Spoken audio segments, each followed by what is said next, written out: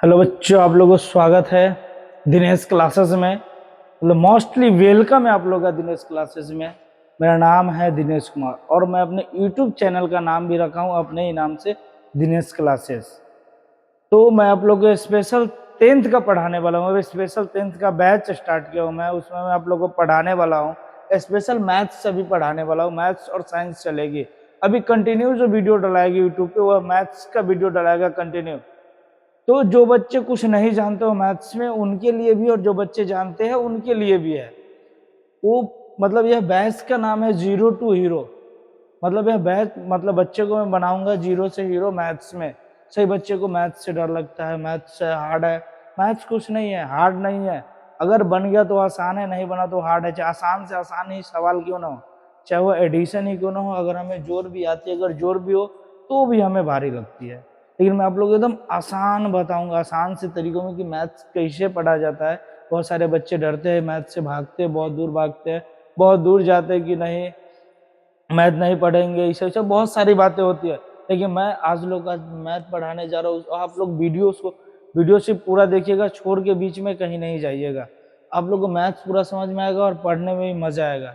जब आप लोग वीडियो देखिएगा तो आप लोग को लगेगा कि हाँ मैथ्स कुछ पढ़े है। और जब आप लोग को वीडियो समझ में आएगा, जो सवाल बताएंगे वो समझ में आएगा, सोल्यूशन आपको अच्छा से मिल जाएगा, तो वीडियो को लाइक कर दीजिएगा, चैनल को सब्सक्राइब करके बेल आइकन प्रेस कर दीजिएगा। चलिए हम आप लोग को स्टार्ट करते हैं क्लास 10th का मेंसुरेशन।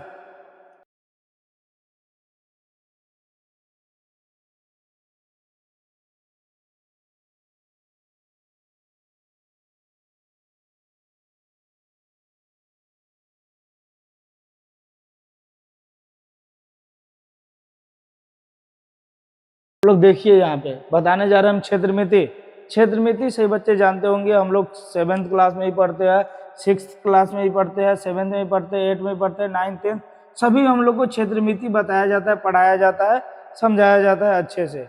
अब देखिए हम लोग स्टार्ट करते हैं। हम लोग पढ़ते हैं विड्थ। यह है विड्थ। हम लोग जो यहाँ पढ़ेंगे वह पढ़ेंगे विड्थ से संबंधित।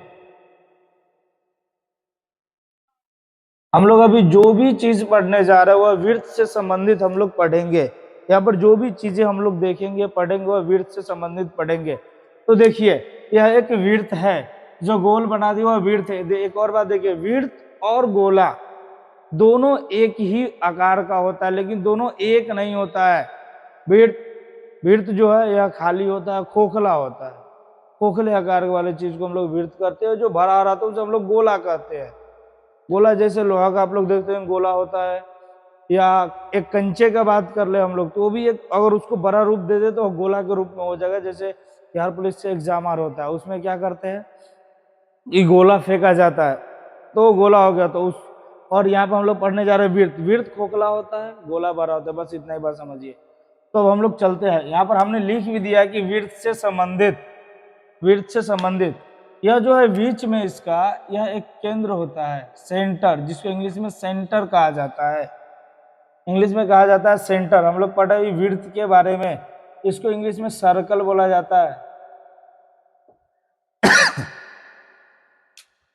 और यह जो है विड्थ में यहां से यहां की दूरी को, यहां से यहां की दूरी को, मतलब जो रेखा केंद्र के पास जाके रुकती है, केंद्र से मिलते हुए पूरे पार करती है, इसको केंद्र से पार होती है, इधर से उधर पूरा जाती है, उसे हम लोग व्यास कहते हैं।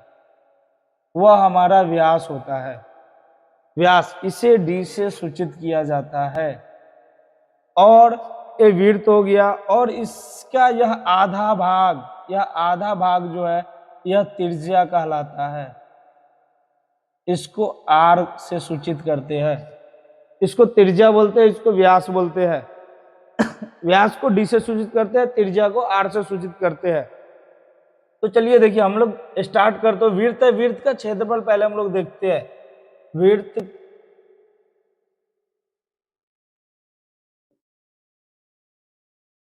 विड्थ का क्षेत्रफल बराबर होता है पाई आर स्क्वायर। ये जो अंदर वाला जो भाग होता है, पूरा भाग जो होता है, ये पूरा भाग को हम लोग जो है क्षेत्रफल बोला जाता है। अंदर वाले भाग को जो है क्षेत्रफल कहा जाता है। क्षेत्रफल इंग्लिश में एरिया बोला जाता है इसे हम लोग जो है क्या बोलते हैं, क्षेत्रफल बोलते हैं, इंग्लिश में इसे एरिया बोला जाता है। ए वाला जो भाग है, ए वाला जो पूरा है, ये पूरा जो गोला दिया गया है, इसे हम लोग परिधि बोलते हैं, परिधि। इसे इंग्लिश में सरकमफ्रेंस कहा जाता है, इसलिए हम लोग इसे सी से सूचित करते हैं और इसे ए से सूचित करते हैं, इसे सरकमफ्रेंस कहा जाता है। अब देखिए, अब लोग हम लोग बात करते हैं परिधि का, बात करते हैं तो वृत्त का परिधि होता है 2 पाई आर। वृत्त का परिधि होता है 2 पाई आर, वृत्त का परिधि 2 पाई आर होता है। यह वाला जो भाग है इसे हम लोग परिधि बोलते हैं, वृत्त का परिधि 2 पाई आर होता है।